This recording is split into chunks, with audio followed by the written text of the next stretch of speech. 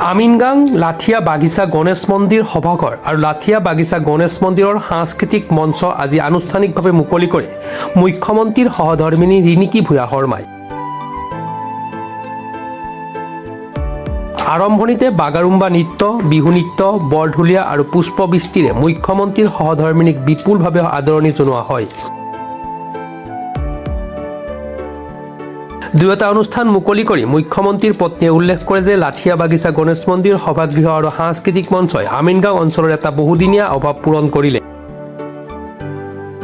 উল্লেখ্য, উত্তৰ গুৱাহাটী পৌৰসভাৰ 15তম বিত্তীয় আয়োগৰ অনুদান আৰু সমাজকৰ্মী পুষ্প ডেকাৰ ব্যক্তিগত পুঁজিৰে নিৰ্মাণ কৰা হৈছে সভাগৃহটো।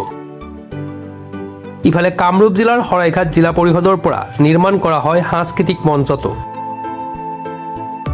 উদ্বোধনী অনুষ্ঠানৰ লগত সংগতি ৰাখি অনুষ্ঠিত সভাত আমিনগাঁও অঞ্চলৰ বিভিন্ন অনুষ্ঠানে মুখ্যমন্ত্ৰীৰ পত্নীক সম্বৰ্ধনা জ্ঞাপন কৰে।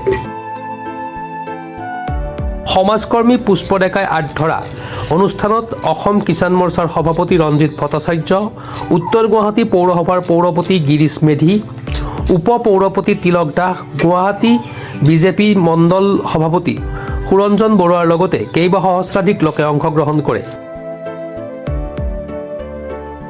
আজি এই লঠিয়া বাগিচাত বহুদিনীয়া এটা মানুহৰ অভাৱ আছিলে যে সদায় ৰংগমঞ্চ এখন লাগে, কাৰণ বিভিন্ন ধৰণৰ প্ৰগ্ৰেম বা মিটিং বা বিহু হৈ থাকে আৰু তাৰ কাৰণে আজি আনুষ্ঠানিকভাৱে আজি মুকলি কৰি দিলোঁ। আৰু লগতে গণেশ মন্দিৰ প্ৰাংগণত এটা সুন্দৰ কমিউনিটি হল এটাও আজি আনুষ্ঠানিকভাৱে ইনগ্ৰেশ্যন কৰি দিছোঁ।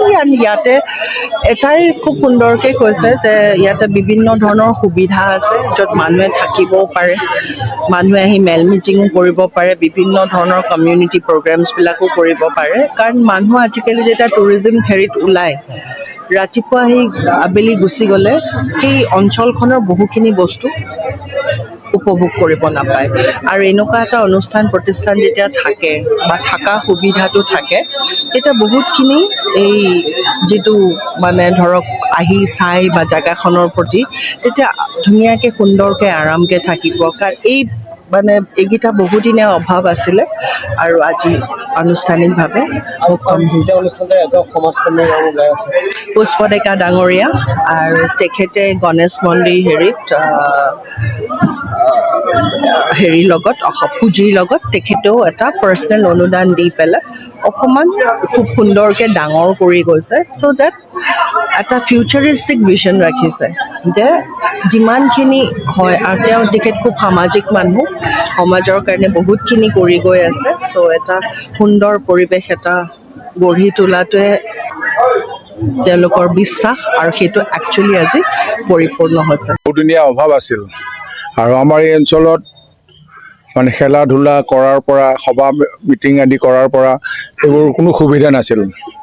মোৰ এই অঞ্চলটোত বিভিন্ন ধৰণৰ কাম কৰিছোঁ যদিও মানে এই দুটা কাম কৰিবলৈ বাকী আছিল।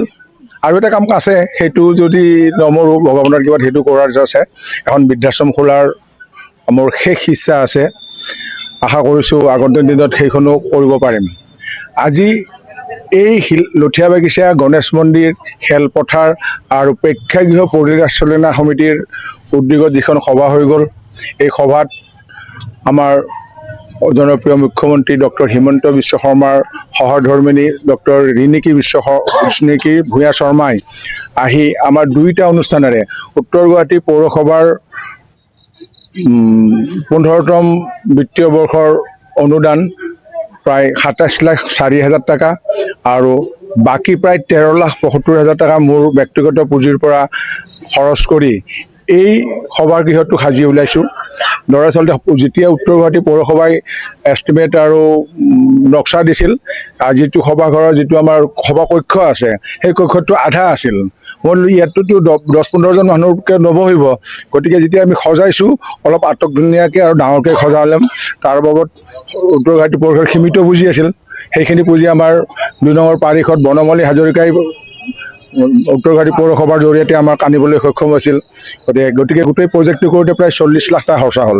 বাকীখিনি মই খৰচা কৰি আজি এই অনুষ্ঠানটোৰ শুভ উদ্বোধন আমাৰ ডক্টৰ ৰিণিকী বিশ্ব শৰ্মা ডাঙৰীয়াই কৰে।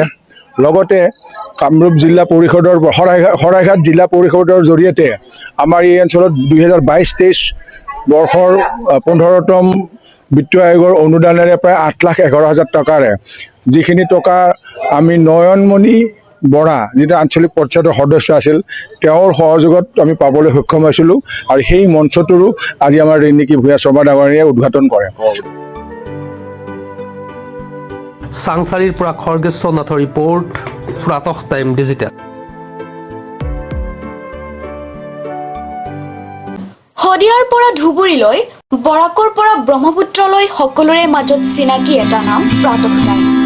থলুৱা ভাষা, কৃষ্টি আৰু সত্য বাতৰিৰ আধাৰত প্ৰতিষ্ঠিত খবৰ প্ৰাতঃ টাইমৰ প্ৰতিটো বা বাতৰি পুংখানুপুংখভাৱে চাবলৈ Facebook, YouTube, website, Twitter, Instagram আৰু ব্লগাৰ পেজত লাইক আৰু ফ'ল' কৰক।